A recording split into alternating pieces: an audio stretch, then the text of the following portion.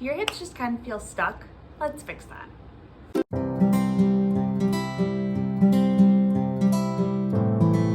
Hi, I'm Dr. Olivia at MoveWell Chiropractic and Rehab, and today we're going to talk about hip internal and external rotation.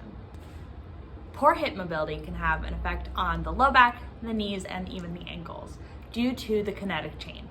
When the hips are kind of stuck, that's making the knees and the low back overcompensate and work harder to allow for proper motion. There are two phases that we're going to be working on today. First, we're going to be stretching and lengthening the muscle to promote proper motion, and then we are going to be strengthening to promote stability in that position. First, we're going to be starting out with phase one, the stretching and lengthening phase.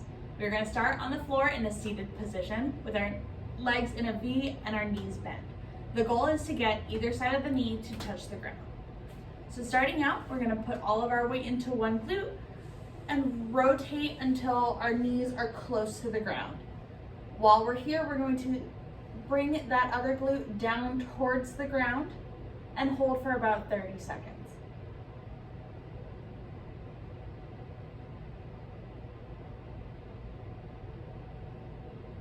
Now we're going to go back to the starting position and go to the other side, keeping the weight in that back glute. And then once you're in position, bringing that other glute down towards the ground. Again, we're going to be holding for about 30 seconds and then returning back to the starting position. If this phase was a little bit difficult and your knees weren't fully touching the ground, that's okay. We're going to hang out in this position until we can comfortably get both knees to touch the ground on either side. Once your knees can comfortably touch on each side, we are going to move on into the strengthening portion. So first, we are going to be using a bench or a chair or something to help push yourself up. We're going to start out in that 90-90 position again. Using a bench or a chair or whatever you have, we are going to lift up and then slowly and with control lower down to the ground. We're going to lift up and slow and with control. We want to make sure that we are doing both sides, so switch to the other side.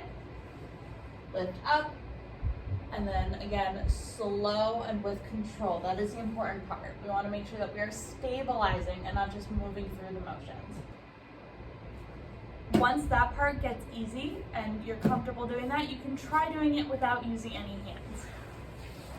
So in the 90-90 position, lift up, and then again, slow and with control. And on the other side,